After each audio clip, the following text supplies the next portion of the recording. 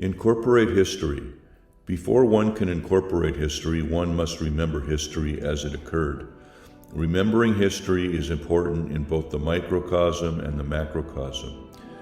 In the microcosm, each living human has experiences from moment of birth throughout one's life, which are experienced at some level of intensity. A baby will remember the first time it burns itself, then incorporate that powerful memory such that it never again burns itself in the same manner. A teenager may consume an excessive amount of alcohol for the first time and incorporate the memory that it is not wise to drink that much in the future, or the same uncomfortable experience may result. Conversely, in the macrocosm, we learn of planetary history, national history, and local history. Much of that is taught in public schools, and detailed events are chronicled at the college level. If we have paid attention, we have learned that there are many cycles concerning recent history, ancient history, and the history of the earth. We also know from past records that the sun has an 11-year cycle between its highest and lowest periods of luminosity.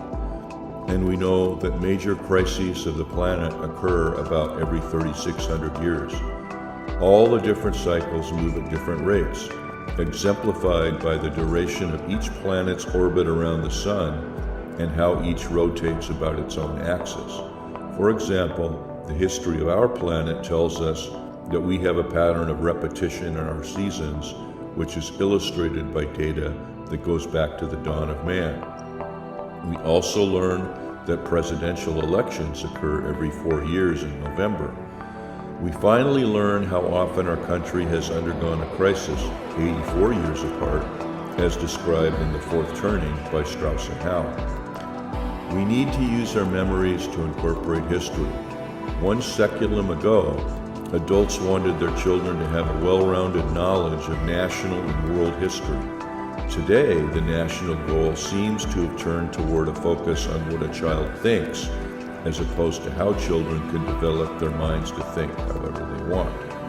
Once in 1974, a man from Tennessee shared his knowledge with his peers that there was no gold in the Federal Reserve, and there had not been for decades. When he told the story, his peers hearkened back to the Kennedy assassination in 1963. While everyone in the world was told via the Warren Report, describing the assassination as one man acting alone, only firing one bullet. But among the many reasons that Kennedy might have been killed, one credible reason is that JFK wanted an audit of the Federal Reserve, including Fort Knox. He felt strongly that corrupt forces had removed gold without his knowledge, and so publicly announced his intentions to audit.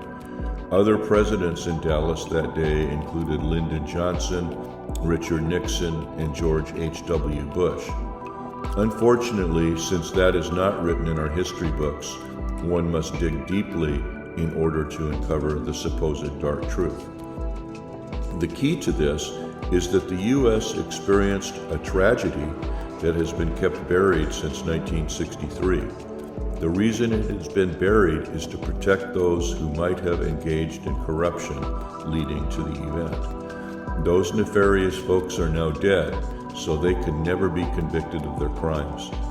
Today's history books only show what was written in the Warren Report. We need to keep an open mind about our history, understanding that what we are told is not necessarily 100% correct. We need to analyze what really happened and commit that to our memory so that we don't repeat world-changing mistakes that only benefit the writers of the history.